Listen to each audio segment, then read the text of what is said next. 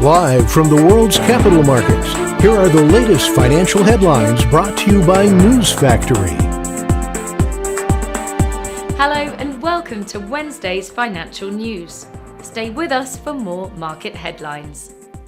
The US 5-year note auction will be released at 17 GMT. Australia's construction work done at 1:30 GMT.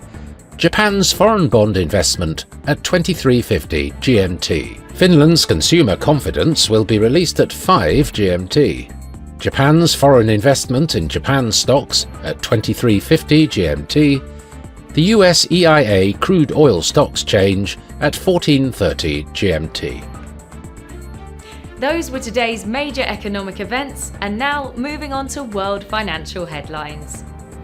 Gold prices climbed to an over 2-week peak, lifted by safe haven demand, as investor confidence in the US central bank wavered following President Donald Trump's dismissal of a Federal Reserve governor. The dollar fell against major currencies as President Donald Trump's unprecedented move to fire Federal Reserve Governor Lisa Cook renewed concerns over the central bank's independence. Spot Bitcoin exchange-traded funds ended a 6-day streak of net outflows on Monday, with $219 million in daily inflows. Fidelity and BlackRock ETFs led the rebound, driving a majority of the daily net inflows. Coming up, the choices from our chief analyst for today. The dollar-yen pair made a minor downwards correction in the last session, dropping 0.2%. The CCI is giving a positive signal. The Bitcoin dollar pair exploded 1% in the last session. The CCI is giving a positive signal. The gold dollar pair exploded 1% in the last session.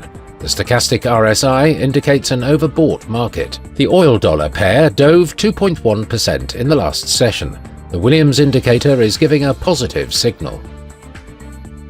We hope that you've enjoyed Wednesday's market outlook. On behalf of all of us here, we wish you a productive trading day.